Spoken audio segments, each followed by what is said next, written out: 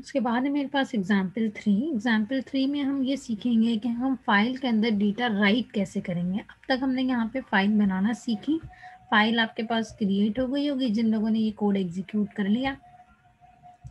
अब हम फाइल के अंदर डेटा को राइट करेंगे कि किस तरह से हम एक फाइल को ओपन कर सकते हैं और उसके अंदर डेटा का राइटिंग का काम कर सकते हैं।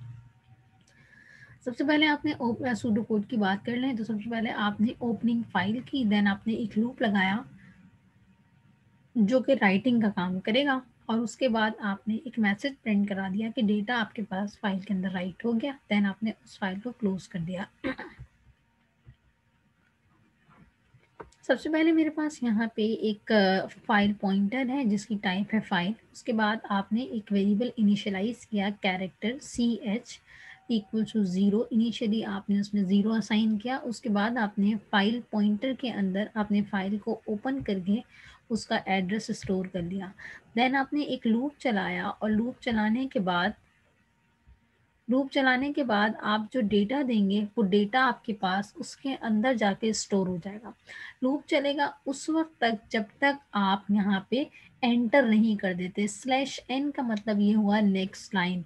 आप जब टाइपिंग करेंगे, टाइपिंग करने के बाद जैसे ही आप एंटर कर देंगे तो एंटर करने के बाद आपके पास आपका प्रोग्राम स्टॉप हो जाएगा और आपके पास मैसेज आ जाएगा डेटा रिटर्न ऑन फाइल। और आपके पास जो आपके पास फाइल है, पीछे आप जब चेक करेंगे उस फाइल को तो उसके अंदर आपके पास डेटा राइट हुआ आपको नज़र आ जाएगा। मैं आपको इसकी एग्जांपल दिखा देती हूँ।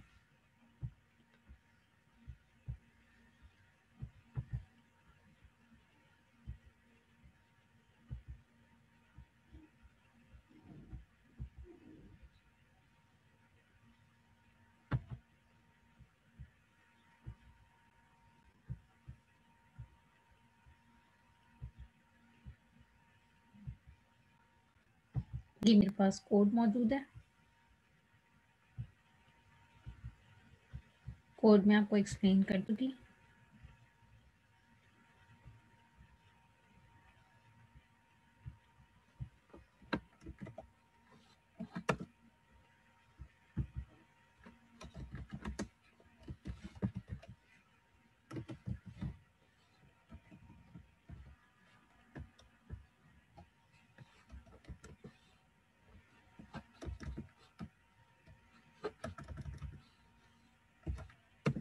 ठीक है, राइट टेक्स्ट मैं कंटेंट लिख रही हूँ कुछ। मैंने यहाँ पे कुछ कंटेंट टाइप किया। ये कंटेंट आपके पास फाइल के अंदर जाके देखिए, मैं आपको दिखा रही हूँ कि मैं टाइपिंग करती रहूँगी और इसके अंदर डेटा फाइल के अंदर जाके राइट हो जाएगा। उस वक्त तक जब तक मैं टाइपिंग कर सकती हूँ, जब तक मैं एंटर प्रेस ना करूँ। कि मैंने कुछ इसके अंदर डेटा टाइप कर लिया। अब मैं देखिएगा एंटर प्रेस करूँगी तो मेरे पास मैसेज आ जाएगा। ठीक है, अब ये कंटेंट फाइल के अंदर आया या नहीं ये मैं आपको दिखा देती हूँ। ये मेरे पास फाइल के अंदर कंटेंट मौजूद है। ठीक है, यही कंटेंट लिखा था मैंने।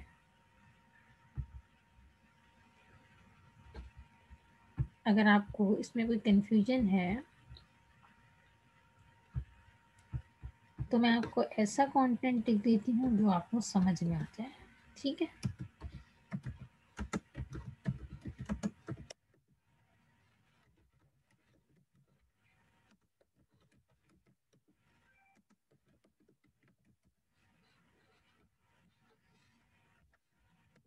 ठीक है, आप चेक कर लेते हैं ये कंटेंट आ गया या नहीं। फाइल के अंदर मौजूद है कंटेंट। Clear to everyone? तो वैसे ये पुराना कंटेंट मिटा दे के नया कंटेंट दे देगा हमें? क्योंकि मैंने W यहाँ पे लिखा हुआ है। अगर आप कह रहे हैं कि अपेंड करना है तो फिर A लगाएं। अच्छा, ए ये आगे लगाएंगे तो फिर से- वो नीचे दे देगा उसके? जी अगर ए लगाएंगे तो ये उसके नीचे दे देगा जी बिल्कुल कंटेंट? अपेंड कर देगा डेटा को। और मैम ये बताए, पॉइंटर से पहले हम एफ लगा रहे हैं, ये मतलब खुद ही लगा सकते हैं या फिर रिक्वायरमेंट है? पीटीआर दोबारा से कहिए, पहले एफ, पॉइंटर से पहले क्या लगा रहे हैं? एफ लगा रहे हैं ना, एफ पीटीआर। नहीं नहीं, ये FPTR तो वेरिएबल का नाम है। आप इस वेरिएबल का नाम कोई भी रख लें। अच्छा। मैं इसका नाम X रख लेती हूँ। ये तो मीनिंगफुल नेम रखे जाते हैं, इसीलिए FPTR लिखा है, फाइल पॉइंटर, ताकि पता चले कि आपके पास जो वेरिएबल है वो आपके पास फाइल को रिप्रेजेंट कर रहा है। मीनिंगफुल नाम रखे जाते हैं ताकि आपके पास जो वेरिएबल का नाम है उससे पता चल सके किस पर्पस के लिए यूज हुआ है। ठीक है,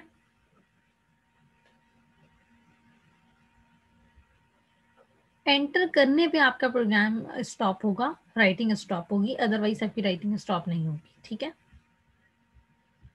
क्लियर है सबको?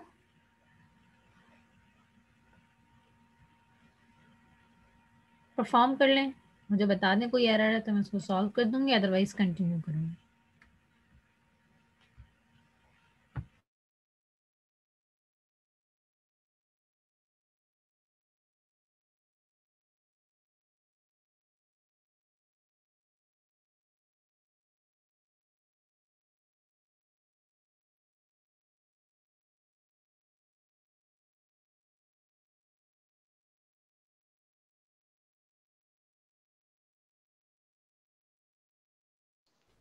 मिस ये आपने लिखा है put c bracket c h और एफ पॉइंटर्स का मतलब क्या हुआ?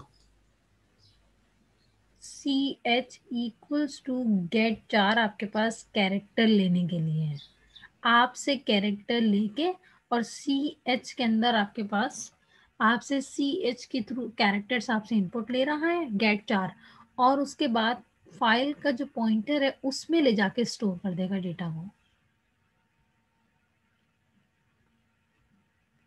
तो यहाँ पे लिखा है कि अगर आपके पास कैरेक्टर आने वाला कैरेक्टर स्लैश एन यानी कि एंटर हो, नेक्स्ट लाइन हो, तो आपके पास जैसे ही वो उस वक्त तक प्रोग्राम चलेगा जब तक स्लैश एन नहीं देंगे आप, नॉट इक्वल।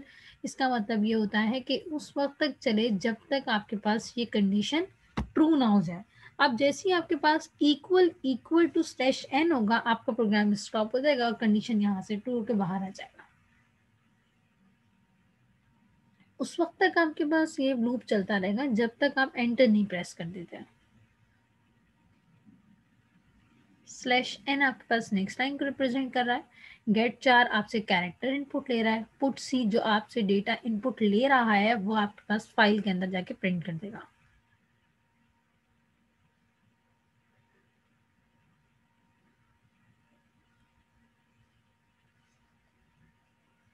एग्जाम्पल 4 पे प्रोसीड करूं।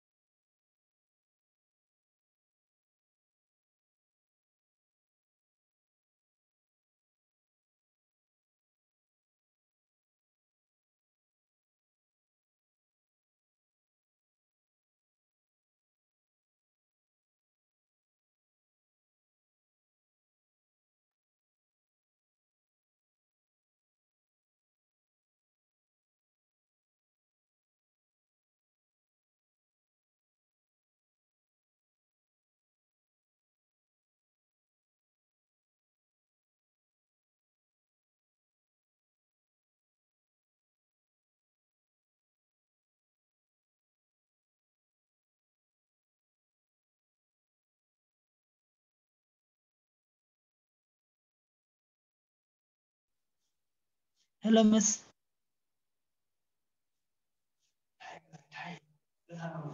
जी, मैम ये आपने कैरेक्टर का 0 क्यों असाइन किया है? कैरेक्टर इनिशियली एक वैल्यू असाइन कर दी विच इज 0। वो तो इंटीजर को करते हैं ना आपने। नहीं, एक वैल्यू इनिशियली 0 असाइन कर दी कि कैरेक्टर पास इस आपके पास जो डेटा आप इनपुट देंगे वो आपके पास इनिशियली जो भी कोई भी डेटा असाइन हो गया वो 0, आप स्पेस असाइन कर दें इसके अंदर, नहीं 0 असाइन करें। Okay ma'am. एक कैरेक्टर लेता है वो, तो 0 आपने असाइन कर दिया which is fine as a work as a character. अच्छा, एग्जाम्पल 4 की तरफ प्रोसीड करती हूँ। Reading from a file using get c. अभी तक हमने फाइल के अंदर डेटा को प्रिंट करवाया, आपने इनपुट लिया, इनपुट लेने के बाद जो डेटा आपके पास आया आपने वो ले जाके अपनी फाइल के अंदर राइट करवा दिया। अब उसी डेटा को उठा के लाते हैं और प्रिंट करवा लेते हैं अपने कंसोल पे, यानी डेटा को रीड करवा लेते हैं। Reading from a file using get c को इस्तेमाल करते हुए आप फाइल से डेटा को रीड करवाएंगे। इससे पहले आपने पुट सी को इस्तेमाल करते हुए फाइल के अंदर डेटा को राइट करवाया था। सबसे पहले आपके पास फाइल पॉइंटर है जिसकी जो टाइप है वो फाइल है। देन आपने एक कैरेक्टर लिया CH, इनिशियली आपने उसको कोई वैल्यू असाइन नहीं की। उसके बाद आपने एक फाइल को ओपन किया, जो भी आपके पास फाइल का एड्रेस है वो पास कर दें। और उसके बाद आपके पास मॉड क्या है, फाइल की रीडिंग का मॉड है। थोड़ी देर पहले जब हमने R को एक्सप्लेन किया तो ये बात मैंने आपको क्लियर की थी कि R, अगर आपके पास R का जो मॉड है वो रीडिंग के लिए होता है, अगर फाइल मौजूद नहीं होती तो वो आपको नल रिटर्न करता है। तो लिहाजा अगर मेरे पास इस पॉइंटर के अंदर नल आएगा तो उसके लिए एक मैसेज आपने यहाँ पे दे दिया। अगर आपके पास file pointer equal to null हो, यानी कि फाइल मौजूद ना हो, तो एक मैसेज आ जाए कि error can not open the file. File मौजूद नहीं है तो डेफिनेटली ओपन भी नहीं हो सकती। इसके बाद मैंने आपसे कहा था फाइल में से डेटा रीड करवाना है। फाइल में से डेटा रीड करवाने के लिए आपने क्या किया, एक लूप लगाया और CH के अंदर आप लाके स्टोर कर रहे हैं गेट सी की मदद से। फाइल पॉइंटर के अंदर आपके पास जिस फाइल का एड्रेस मौजूद है उसमें से डेटा उठ के गेट सी की मदद से आके CH के अंदर आएगा और आने के बाद आपके पास प्रिंट एफ से तमाम चीज़ें प्रिंट हो जाएंगी। क्योंकि एक एक कैरेक्टर को रीड कर रहा है तो आप CHS का इस्तेमाल करेंगे। फिर यहाँ पे एक बात लिखी है, उस वक्त तक लूप चले जब तक not equal to end of file ना हो जाए। यानी ये आपके पास उस वक्त तक लूप चलेगा जब तक कंडीशन ट्रू रहेगी। कंडीशन ट्रू होने का मतलब ये हुआ जब तक एंड ऑफ फाइल ना हो जाए। जैसे ही वो एंड ऑफ फाइल पे पहुंचेगा, यानी फॉर एग्जांपल आपने नोटपैड में यहाँ से लाइन नंबर 23 तक लिखा था कंटेंट फॉर एग्जांपल, तो जैसे ही वो लाइन नंबर 23 पे पहुंचेगा तो लूप से बाहर आ जाएगा और जो भी आपके पास कंटेंट होगा वो रीड होकर प्रिंट हो जाएगा। ठीक है, अब आपके ऊपर जो कोड लिखा था अगर उसको इम्प्लीमेंट किया है तो उसी में आप एडिटिंग करें या उसे कॉपी करके पेस्ट करें और उसमें फाइल का नाम पास करें आप अपनी, जिसमें डेटा आपने राइट किया था, और इसको रीड करवा लें।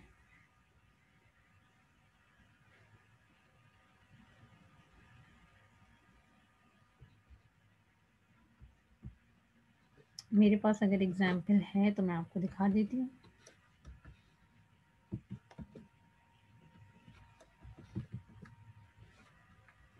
ये देखिए, मैंने आपसे थोड़ी देर पहले एक इनपुट लिया था DHS sofa university Karachi Pakistan, और उसमें आपको फाइल में राइट करके दिखाया था। अब ये देखिए रीड होकर आ गया। ठीक है, क्लियर है सब?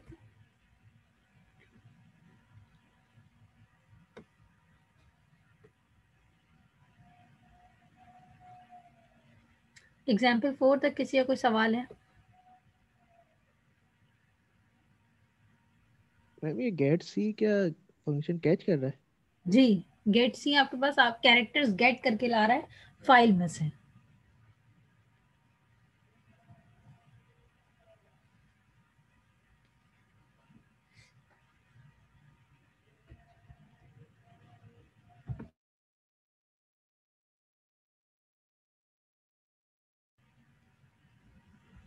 एग्जाम्पल 4 परफॉर्म कर लें तो बता दीजिएगा, फिर मैं एग्जाम्पल 5 एक्सप्लेन करूंगी जो कि बहुत इजी है।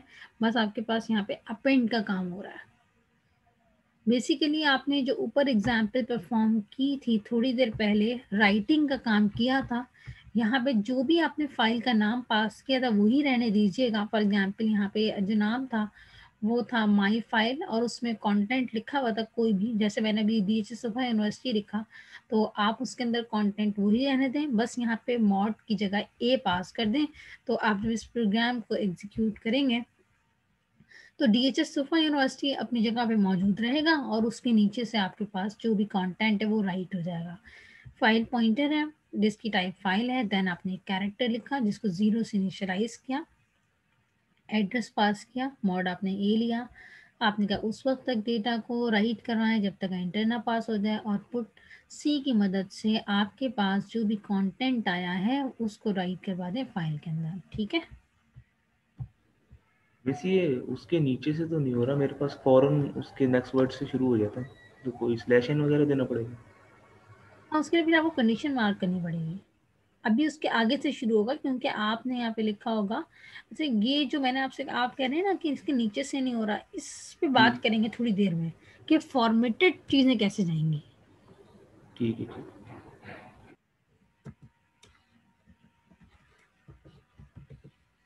अच्छा, अपेंड होगा टेक्स्ट, ठीक है, टेक्स्ट को अपेंड करा देते हैं। मैं यहाँ पे लिख देती हूँ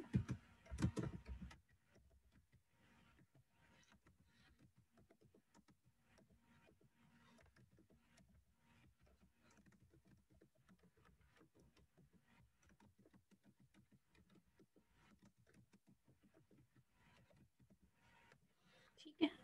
अब फाइल को ओपन करके देख लेते हैं। अच्छा, मैं ओपन नहीं करी, मेरे पास तो रीडिंग करवाने के लिए मौजूद थी एग्जाम्पल 3, मैं उसको रीड करवा लेती हूँ। ये देखें, ठीक है, फाइल को रीड करवा लिया मैंने।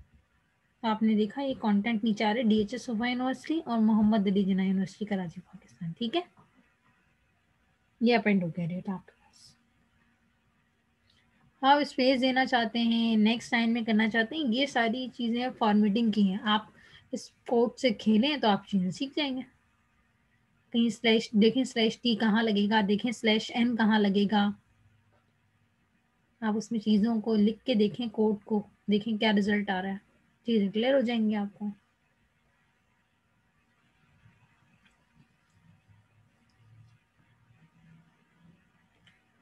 एग्जाम्पल 5 तक बात कर ली हमने, यहाँ तक आप कर लें तो मुझे बता दीजिएगा, फिर मैं एग्जाम्पल 3 एक्सप्लेन करूँगी।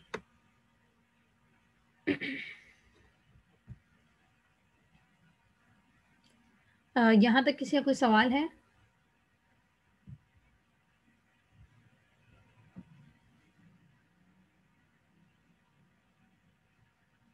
कोई सवाल नहीं है तो मुझे बता दें, मैं कंटिन्यू करती हूँ।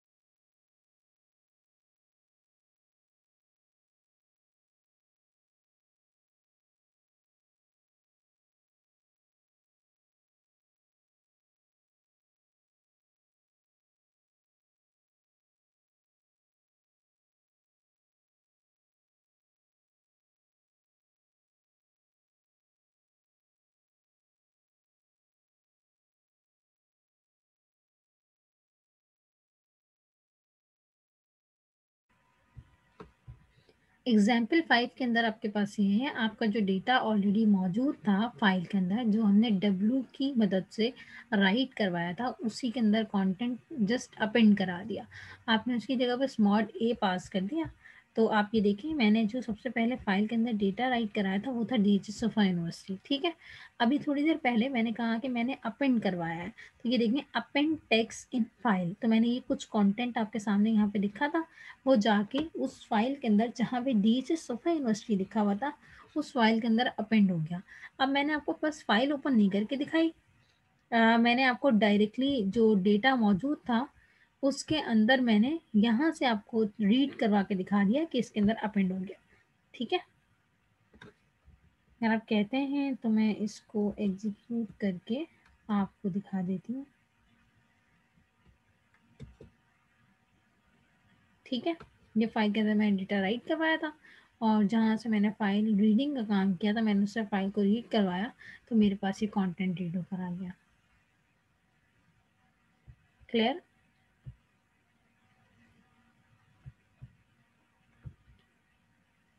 देन है मेरे पास एग्जाम्पल 6। एग्जाम्पल 6 के अंदर बेसिकली क्या है कि writing any number of strings to a file using f put s with डब्ल्यू मॉड। एफ पुट एस आपके पास एक ऐसा फाइलिंग का फंक्शन है जो कि आपके पास अब नंबर ऑफ स्ट्रिंग्स आप पास कर सकते हैं डिफरेंट, और वो उस वक्त तक एग्जीक्यूट करेगा जब तक आपके पास, फॉर एग्जांपल मैंने कहा कि एक तरीक़ेकार ये है कि मैं रिस्ट्रिक्ट कर दूं कि इतनी नंबर ऑफ स्ट्रिंग्स लो, तो रिस्ट्रिक्शन हो जाएगी। अदरवाइज अगर मैं इसको कहूँ कि उस वक्त तक एग्जीक्यूशन करनी है जब तक डेटा पास होता रहे। अगर आपके पास कोई शख्स डेटा पास नहीं करता और डायरेक्ट सिर्फ एंटर प्रेस करता है, इसका मतलब है कि किसी भी टाइप का डेटा पास नहीं हुआ। अगर डेटा पास नहीं होगा तो डेफिनेटली उसकी जो लेंथ होगी वो ज़ीरो होगी। अगर ज़ीरो हो जाए उसकी लेंथ, तो फिर आप उस प्रोग्राम को स्टॉप कर दें और आपके पास जो भी कंटेंट है उसको फाइल में ले जाके राइट कर दें। इस पे बात करेंगे। फर्स्ट ऑफ ऑल आपने यहाँ पे फाइल नाम फाइल पॉइंटर लिया जिसकी टाइप आपके पास फाइल है। उसके बाद आपने एक स्ट्रिंग ली जिसके अंदर आपने कहा कि 50 कैरेक्टर्स हो सकते हैं, 50 से ज़्यादा कैरेक्टर नहीं हो सकते, लेकिन कितनी नंबर ऑफ स्ट्रिंग होंगी इसकी कोई रिस्ट्रिक्शन नहीं है। उसके बाद आपने एक फाइल का नाम पास किया जिसमें आपको कंटेंट राइट करवाना है, क्योंकि आपने यहाँ पे जो मॉड इस्तेमाल किया वो है डब्ल्यू। ठीक है। उसके बाद आपने यहाँ पे एक लूप लगाया, आपने कहा str लेंथ, स्ट्रिंग लेंथ उस वक्त तक आपके पास गेट्स करके लेकर आएगा। गेट करके किस में ला के रखेगा? str के अंदर। str की रिस्ट्रिक्शन है 50। वो कह रहा है कि आप उस वक्त तक गेट कर सकते हैं डेटा को जब तक आपके पास स्ट्रिंग की लेंथ 0 से ग्रेटर होगी। 0 से ग्रेटर का मतलब ये हुआ, अगर मैं कोई भी कंटेंट पास ना करूं और एंटर कर दूं, इसका मतलब है जो स्ट्रिंग की लेंथ होगी वो होगी 0। जैसे ही 0 होगी तो मेरा प्रोग्राम स्टॉप हो जाएगा। अब आपके पास एफ पुट एस है और दूसरा f put s slash n है, जो कि आपके पास फाइल के अंदर आने वाले एंटर को भी रीड करेगा। यानी अगर आप एंटर करेंगे तो एंटर पे प्रोग्राम स्टॉप नहीं होगा, बल्कि एंटर को रीड करके आपकी फाइल के अंदर राइट भी करवाएगा। एफ पुटेस आपके पास क्या करेगा? आपसे str में आप जो डेटा देंगे उसको, जो डेटा आएगा वो fptr यानी फाइल पॉइंटर का जो एड्रेस मौजूद है फाइलिंग का, उसमें ले जाके डेटा को स्टोर कर देगा। यहाँ तक किसी का कोई सवाल है?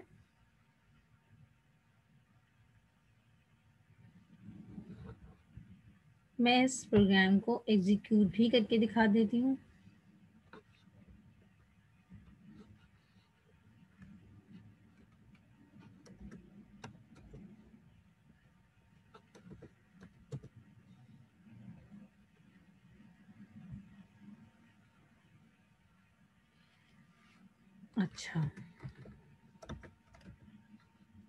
अच्छा मैं कुछ नाम पास कर लेती हूँ।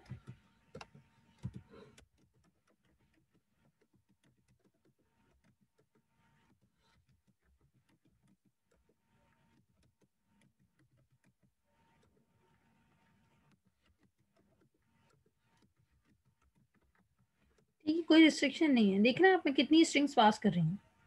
1 2 3 4 5 6 7 स्ट्रिंग्स हो चुकी हैं। कब मेरे पास स्टॉप होगा? मैंने आपको क्या बताया था जी? कब स्टॉप होगा? अभी मैं लिखती जा 50 रही हूँ। ठीक, मुझे बताएं कोई कब स्टॉप होगा? स्टॉप ही नहीं हो रहा है तो क्या कर दूं? स्टॉप हो जाएगा प्रोग्राम। इस अच्छा मुझे बताएं, इन सब की कोई ना कोई लेंथ जारी होगी ना? कब इसकी लेंथ 0 हो जाएगी?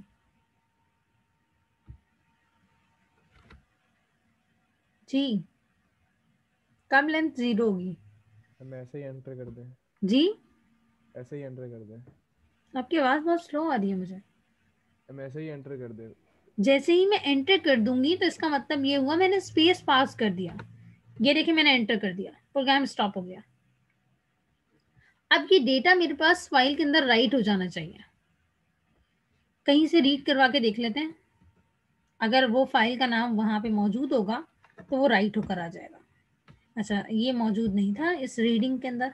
मैं आपको इस फाइल के अंदर खोल के दिखा देती हूँ, ओपन करके दिखा देती हूँ। मुझे नहीं पता फाइल का नाम क्या है, पहले मैं फाइल का नाम चेक कर लेती हूँ। फाइल 1 है फाइल का नाम, ठीक है।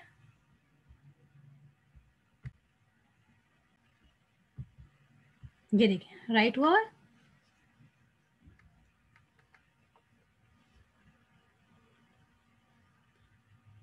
क्लियर हो गया सबको?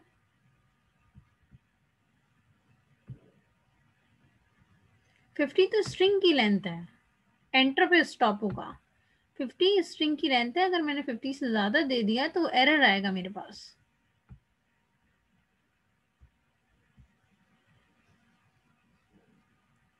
क्लियर है सबको?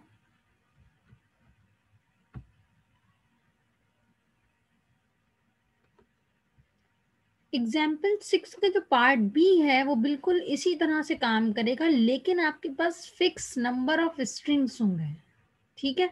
अभी आपको मैंने दिखाया था कि मैंने कितनी स्ट्रिंग्स यहाँ पास की थी, 1 2 3 4 5 6 7 8 9। अब आपके पास यहाँ पे रिस्ट्रिक्शन है इस कोड में। इस कोड में रिस्ट्रिक्शन क्या है, आप 5 से ज्यादा स्ट्रिंग नहीं दे सकते, और हर स्ट्रिंग की जो लेंथ होगी वो 30 होगी। 30 से अबव होगी तो आपका एरर जनरेट होगा। तो आपने यहाँ पे ए मॉड को यूज किया है। ए मॉड को यूज करते हुए आपने सबसे पहले यहाँ पे क्या किया है कि एक तो कैरेक्टर आपने बेसिकली एक रिस्ट्रिक्शन लगा दी कि str एक मेरे पास एक ऐसा वेरिएबल है जिसके अंदर आपके पास 5 स्ट्रिंग्स होनी चाहिए, और हर स्ट्रिंग की जो लेंथ होनी चाहिए वो 30 से लेस हो सकती है या 30 हो सकती है, ठीक है। यानी कि मैक्सिमम 30 हो सकती है, इससे ज़्यादा लेंथ नहीं हो सकती। अगर इससे ज़्यादा लेंथ देंगे तो आपका एरर जनरेट होगा, ठीक है। फिर आपने लूप के लिए आपने एक यहाँ पे वेरिएबल इनिशियलाइज कर दिया जो कि इनिशियली 0 है। उसके बाद आपने अपने उस फाइल का नाम पास किया जिसमें आपको डेटा अपेंड करना था। थोड़ी देर पहले मैंने आपसे कहा था कि अगर आप ए मॉड को यूज करते हैं और फाइल मौजूद नहीं होती तो एरर जनरेट होता है। इसीलिए हम ये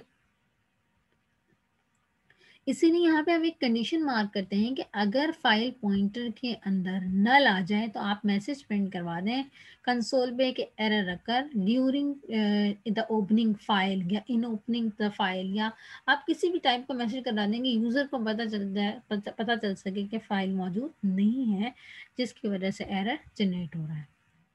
इसके बाद आपके पास यहाँ पे आपने एक लूप लगाया। लूप क्या कहता है? लूप कहता है कि आपको 0 से 4 तक चलना है, यानी 5 0 1 2 3 4, यानी 5 स्ट्रिंग्स लेनी है आपको। और स्ट्रिंग्स जब आप ले लेंगे तो str के अंदर एड्रेसेस, str0 पे एक स्ट्रिंग होगी, str1 पे, str2 पे, 3 पे, 4 पे, इस तरह 5 स्ट्रिंग गेट हो गई। जब वो गेट हो गई तो हम अपेंड करवा रहे हैं और अपेंड फाइल के अंदर करवाते हैं डेफिनेटली। तो आप वो ले जाके डेटा अपेंड करवा दें अपनी फाइल के अंदर। तो आप गए जनाब और आपने F का इस्तेमाल किया और एड्रेस पास किया उस फाइल का जिसमें आपको डेटा अपेंड करवाना था, विथ /n भी अगर कोई एंटर करके डेटा पास करता है तो आपको वो भी करवाना है।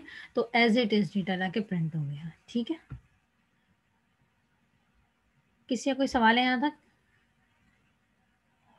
इसलिए मैंने एग्जाम्पल 6A जो है वो परफॉर्म की, तो आ रही है वार्निंग डिक्लेरेशन ऑफ बिल्टिंग फंक्शन, तो इसमें कोई ऊपर लाइब्रेरी देनी पड़ती है? स्क्रीन शेयर कर दो। एक मिनट,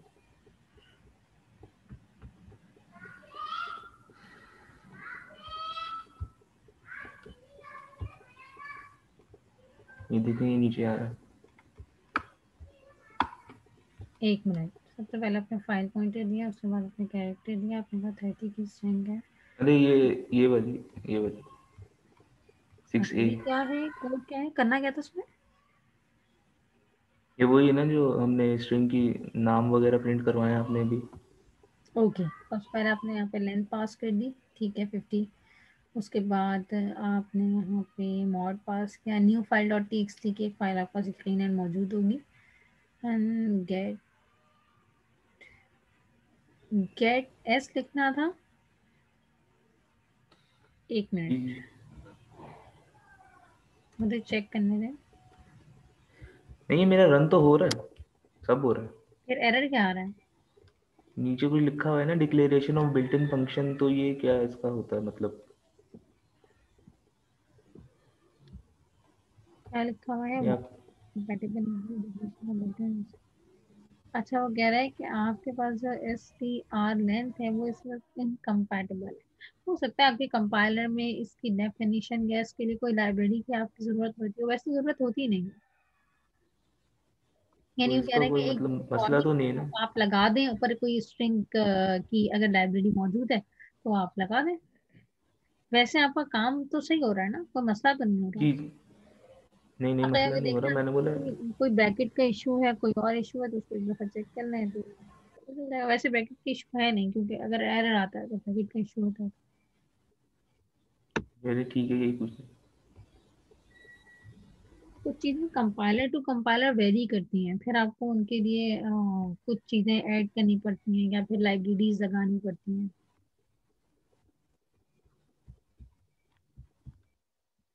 अच्छा जनाब जी, एग्जाम्पल 6 का पार्ट बी समझ में आ गया सबको?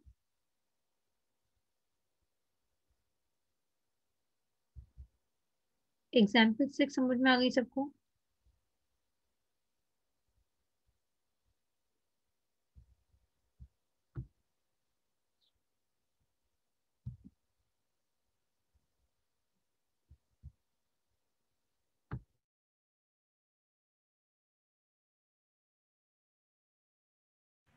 अच्छा जनाब, रन करके भी दिखा देते हैं आपको।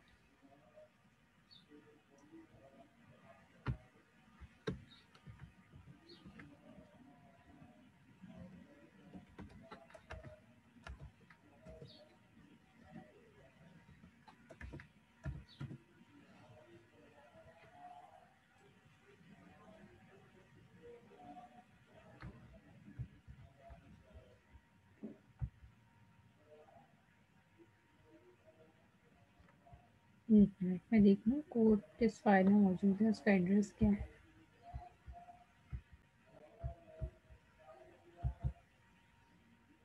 ठीक है।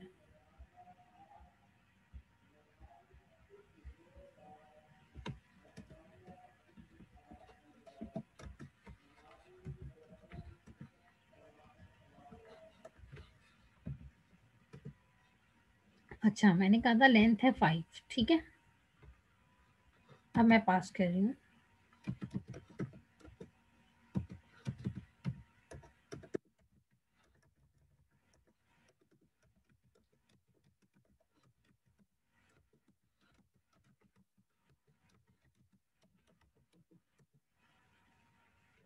कितनी स्ट्रिंग्स ली इसने मुझसे? 5। ठीक है। अब ये डेटा आपके पास राइट हो जाएगा। इसको रीड भी करवा लेते हैं। मेरे ख्याल से 6 फाइल के नंबर जिसमें रीडिंग था। अच्छा, ये सॉरी, ये अपेंड यूज किया था, देखिए अपेंड हो गया। अच्छी बात है, ये भी चीज़ क्लियर हो गई। ये देखिए कुछ डेटा मैंने आपको थोड़ी देर पहले दिखाया था, जो मैंने ऊपर इसके लिए एग्जीक्यूट किया था, तो ये देखिए आपके पास रीड हुआ था डेटा, ठीक है। अब जब नीचे के कितने नाम है, 1 2 3 4 5 6 7 8 9, 9 के बाद आपके पास डेटा अपेंड हुआ है, क्योंकि ए यूज किया था मैंने, ठीक है। तो ये डेटा आपके पास अपेंड हो गया था।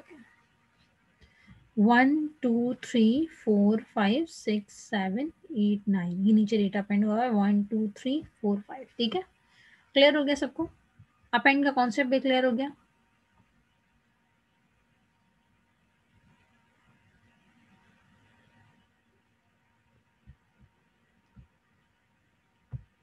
मुझे किसी ने कहा था एग्जीक्यूट करके दिखा दें प्रोग्राम, तो जिनका सवाल था उन्हें क्लियर हो गया? Yes ma'am. ओके।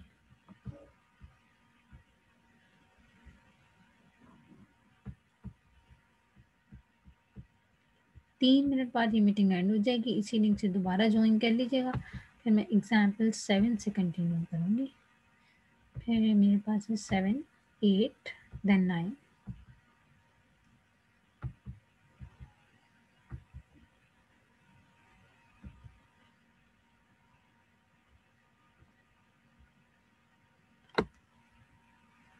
एग्जाम्पल 6 तक किसी का कोई सवाल है तो मुझे बता दें, मैं क्लियर कर दूंगी।